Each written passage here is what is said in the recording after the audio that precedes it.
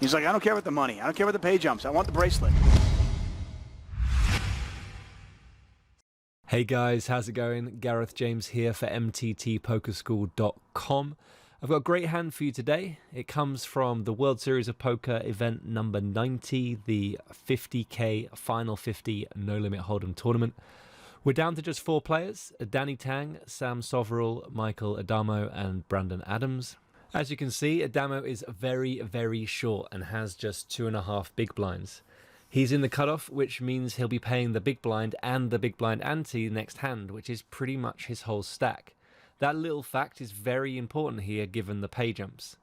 4th place is a cool $500,000, while 3rd place takes home just shy of $700,000. Addamo elects to fold, and Danny Tang moves all in from the button, covering both Soverel in the small blind, who has just over 10 big blinds, and Adams in the big blind, who has 24 big blinds. Now, Tang can shove here with any 2 cards because he can put an enormous amount of pressure on his 2 opponents. The downside to busting in 4th place when there's a player on 2.5 big blinds who's just about to go through the big blind and the big blind ante is just so huge. While he probably doesn't shove the top of his range here, Tang probably isn't just looking down at 7 deuce off and piling it in either. Danny, if you're watching this and you do shove 7 deuce off there, then I salute you and I will take it back. Back to the hand. Soverel looks down at ace queen off and after a few seconds decides to fold. If Tang is shoving any 2 cards here, then ace queen off is probably a call. But there are 2 things at play here.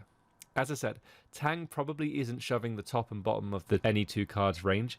And also, there's such a huge chance that Addamo busts in the next hand that Soverel is justified in ignoring the maths for a moment and thinking to himself, hey, if I fold here, I can win an extra $200,000 the majority of the time. If he calls, sure, he has a chance to double, but he's still in 3rd place and there are still 4 players left. His equity in the tournament doesn't increase significantly enough to justify the call. Then it folds to Brandon Adams with ace-jack suited, and after a few seconds of thinking himself, decides to make the call.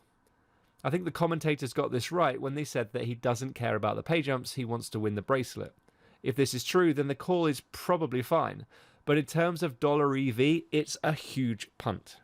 Sure, the actual dollar EV loss of a call here is less than a buy-in, but he can literally fold and win an extra $200,000, a ridiculously high percentage of the time. So his decision to call must come down to a few things. Either he believed that Tang would induce with hands better than his, he incorrectly believed that ace-jack suited was a call, or he's just too rich and doesn't care about the pay jumps. To summarize, when there is a tiny stack in a high ICM pressure situation, you can put an enormous amount of pressure on your opponents when you cover them.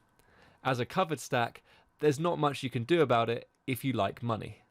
You have to play tight and recognize that the downside to busting in 4th far outweighs the potential upside of doubling. That's going to wrap things up. This has been Gareth James for mttpokerschool.com. Take care, guys, and I will speak to you soon. Bye-bye.